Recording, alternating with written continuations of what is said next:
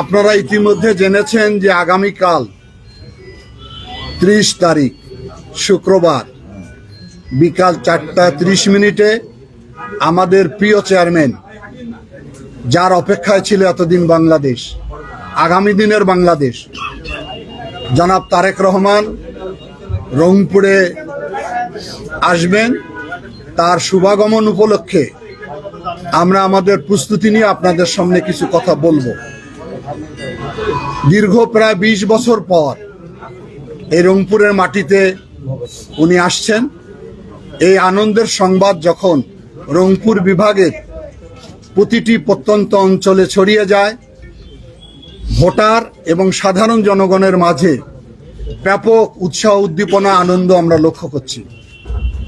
আমরা মনে করি আগামীকালের এই জনসভা রংপুরের উন্নয়নের জন্য একটি বার্তা বহন করে নিয়ে আসবে।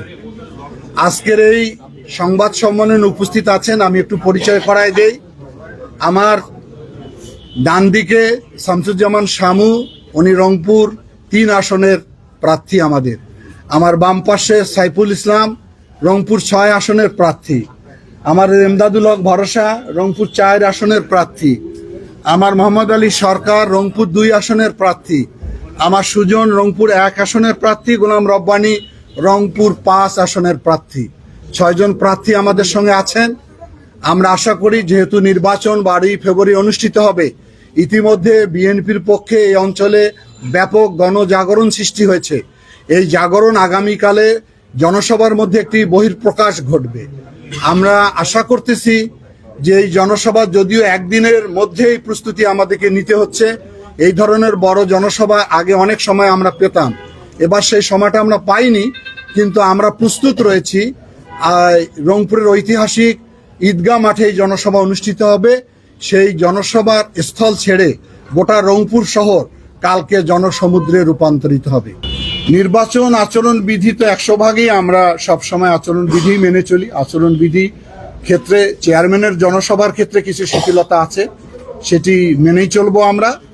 আর বৃহত্তর রংপুর যেহেতু সবসময় বৈষম্য শিকার হয়েছে, উন্নয়ন বঞ্চিত হয়েছি, আমরা আশা করছি যে এইবারের জনসভার মধ্য দিয়ে আগামী নির্বাচনে এই বিএনপির নেতৃত্বে রংপুরে এই বৈষম্য কেটে যাবে এবং একটি উন্নয়নের ধারায় রংপুর যুক্ত হবে, এটা আমাদের দৃঢ় বিশ্বাস। না, রংপুর তো আমাদের প্রাণকেন্দ্র। রংপুর হচ্ছে আমাদের বিভাগীয় শহর, সেদিক থেকে স্থানটা সঠিক জায়গায় নির্ধারণ হয়েছে। আর সবচেয়ে বড় যে বিষয়টি, উনি শারীরিকভাবে কিছুটা অসুস্থ হয়ে পড়েছেন। যে কালকের যে জনসভায় কত মানুষ আশা করছেন, আর তারেক রহমান রংপুরের বিভাগের জন্য আলাদা কোনো প্রতিশ্রুতি নিয়ে আসতেছে কিনা? আমরা আমাদের পক্ষ থেকে রংপুরের ব্যাপারে কিছু দাবি ওনার কাছে ইতিমধ্যে পাঠিয়েছি, সেটা আমি একটু বলি। 1 নম্বরে আমরা চাই তিস্তা মহাপরিকল্পনা বাস্তবায়ন। লালমনিরহাট ঠাকুরগাঁও জেলা বিমানবন্দর চালু করতে হবে। ভারী শিল্প ও গ্যাস সংযোগ দিতে হবে রংপুরে। কৃষিভিত্তিক প্রক্রিয়াজাতকরণ শিল্প করতে হবে এখানে। পর্যটন শিল্পে আধুনিকীকরণ করতে হবে। দক্ষ মানব সম্পদ প্রযুক্তি কেন্দ্র স্থাপন করতে হবে, যাতে আমরা ম্যান পাওয়ার বাইরে পাঠাতে পারি। রংপুর বিভাগের প্রতিটি জেলায় অর্থনৈতিক অঞ্চল প্রতিষ্ঠা করতে হবে। বিদেশি বিনিয়োগকারীদের মাধ্যমে বড় বড় বহুজাতিক প্রতিষ্ঠান, কারখানা স্থাপন করতে হবে।